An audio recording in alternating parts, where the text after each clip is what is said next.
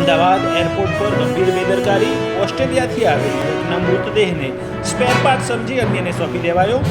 બનાસકાંઠામાં કોંગ્રેસ પાર્ટીમાં ભંગાણ, ડી રાજપૂતે કોંગ્રેસમાંથી આપ્યું રાજીનામું. લોકસભા ચૂંટણીને લઈ કોંગ્રેસ એક્શન મોડમાં. રાજ્યની 26 લોકસભા બેઠકના મીડિયા કોઓર્ડિનેટરની નિમણૂક.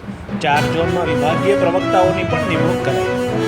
વાવ થરાદના જૂના કોંગ્રેસ અગ્રણી નેતા અમીરામભાઈ આંસર હવે બીજેપીમાં જોડાશે. પ્રદેશ પ્રમુખ સી.આર. પાટીલના હાથે કેસરીઓ ધારણ કરશે. અત્રે ઉલ્લેખનીય છે કે તેઓ આક્રમક બ્રાહ્મણ સમાજના આગેવાન તરીકે આગવી પ્રતિભા ધરાવે છે અને જિલ્લા પંચાયત કારોબારી અધ્યક્ષ અને વાવ તાલુકા પંચાયત પ્રમુખ તરીકે પણ સેવા આપી ચૂક્યા છે. મહાગઠબંધન વચ્ચે લોકસભાની બેઠક વહેંચણીનો કોયડો ઉકેલાયો. 40 બેઠકોમાંથી આરજેડી 26, કોંગ્રેસ 9, ડાબેરી પક્ષો 5 બેઠકો પર ચૂંટણી લડશે.